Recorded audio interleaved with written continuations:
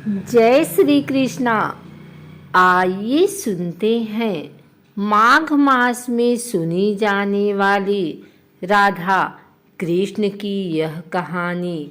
सतयुग और त्रेता युग बीतने के बाद जब द्वापर युग आया तो पृथ्वी पर झूठ, अन्याय, असत्य, अनाचार और अत्याचार होने लगे और फिर प्रतिदिन उनकी अधिकता में वृद्धि होती चली गई।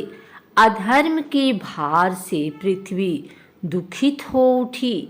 उसने ब्रह्मा, विष्णु और शिव के पास पहुंचकर प्रार्थना की कि वे उसे इस असहनीय भार से मुक्त करें, लेकिन वे तीनों ही पृथ्वी को इस भार से मुक्त करने में असमर्थ थे। कोई उपाय न देखकर विष्णु ने कहा, चलिए हम लोग भगवान के पास चलें, वहीं हमें कोई उपाय बता सकेंगे। विष्णु, लक्ष्मी, ब्रह्मा और शिव के साथ गोलोक में पहुँचे तो उन्होंने परम ब्रह्म परमेश्वर को कृष्ण के रूप में और उनकी माया को राधा के रूप में देखा। गोलोक के वृंदावन नामक सुंदर और सुरम्य वन में एक सुंदर आश्रम था। उसी के निकट एक नदी बह रही थी। विष्णु ने परम ब्रह्म परमेश्वर को पृथ्वी के दुख की गाथा सुनाई तो उन्होंने कहा, मैं पृथ्वी के दुख से परिचित हूँ। पृथ्वी को भार मुक्त करने के लिए शीघ्र ही मैं ब्रज में कृष्ण के रूप में अवतार लेने वाला हूँ। मैं वासुदेव की पत्नी देवकी के गर्भ से जन्म लूँगा और क्योंकि मैं अपनी माया से और मेरी माया मुझसे पृथक नहीं रह सकती, इसलिए मेरी माया राधा के रूप में बरसाने में वृषभानु गोप के घर में जन्म लेंगी और उसके बाद मैं पृथ्वी को इस भार से मुक्ति दिलाने का प्रयास करूंगा, क्योंकि एक एक पापी का वध करना कठिन है। इसलिए मैं ऐसा उपाय करूंगा कि संसार के समस्त पापी स्वयं ही लड़ भिड़ कर पृथ्वी को भारहीन बना दें। आप लोग निश्चिंत होकर अपने अपने घर को पधारिए और मेरे आदेशों का प्रतीक्षा कीजिए। विष्णु आदि देवताओं ने परमेश्वर को प्रणाम किया और अपने अपने लोक में आकर परमपिता के आदेश की प्रतीक्षा करने लगे। कुछ समय बाद ही अत्याचारी और अनाचारी मथुरा नरेश कंस के कारागार में बंदी वासुदेव की पत्नी देवकी ने एक बालक को जन्म दिया।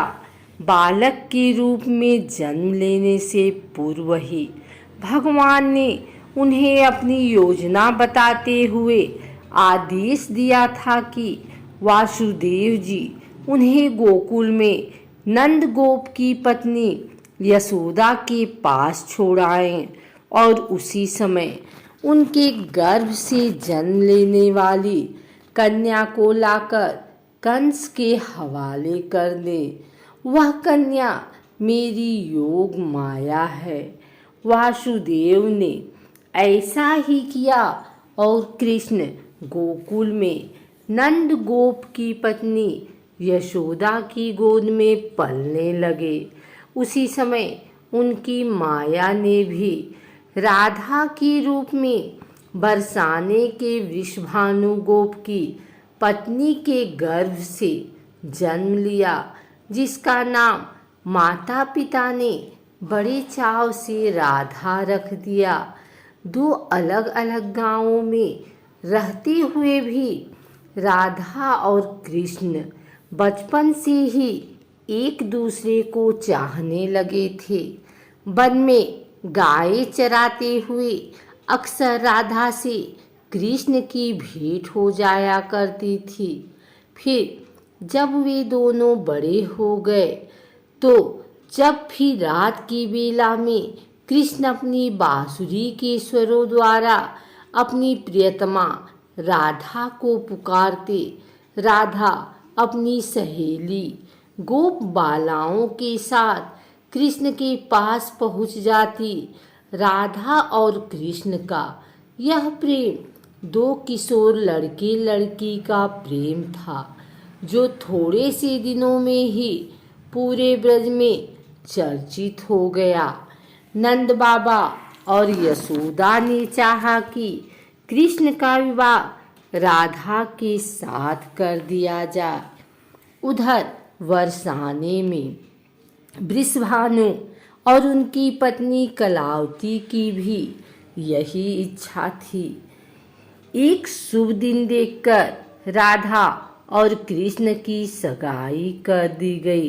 पूरा ब्रज प्रदेश आनंदोल्लास भरे उत्सवों से भर गया, लेकिन उन दोनों का विवाह नहीं हो पाया था कि कंस के आदेश पर अक्रूर कृष्ण को बुलाने के लिए मथुरा से वृंदावन पहुंच गए और अत्याचारी कंस तथा राक्षसी स्वभाव वाले उसके अनुचरों का वध करने के लिए कृष्ण को बलराम के साथ वृंदावन छोड़कर मथुरा जाना पड़ा।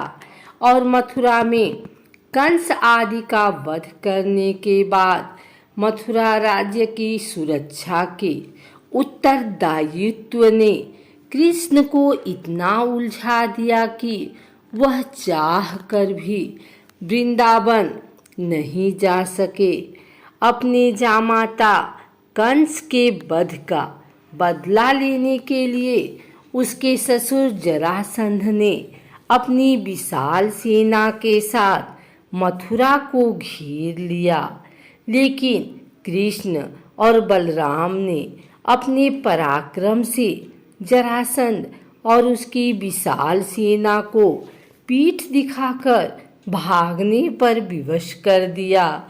लेकिन जरासंध पराजित होकर भी शांत नहीं बैठा।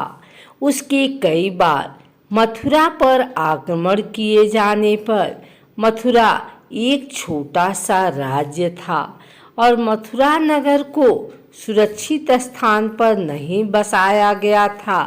अतः कृष्ण ने मथुरा छोड़कर अन्य कहीं जाने का निश्चय कर लिया और जरासंध की विशाल सेना के बीच से मथुरा वासियों को सुरक्षित निकालकर हजारों योजन दूर भारतवर्ष के पश्चिमी सागर तट पर ले गए और द्वारका नगर की स्थापना करके एक शक्तिशाली यादव राज्य स्थापित कर दिया। अक्रूर के साथ मथुरा छोड़कर आने के बाद कृष्ण और राधा का मिलन फिर कभी नहीं हुआ, लेकिन वे आजीवन एक दूसरे को भूल नहीं पाए। वैभव संपन्न द्वारिका में अनेकों सुंदर पत्नियों का प्यार पाकर भी वह राधा के प्यार को नहीं भूल पाए और संसार आज भी राधा कृष्ण के प्रेम को एक आदर्श प्रेम के महान तथा अमर प्रतीक के रूप में याद करता है। उनकी मूर्तियां भारत के मंदिरों में ही नहीं, विदेशों में भी अनेक मंदिरों में प्रतिष्ठित हैं और लोग बड़े भक्ति भाव से उनकी पूजा आराधना करते हैं।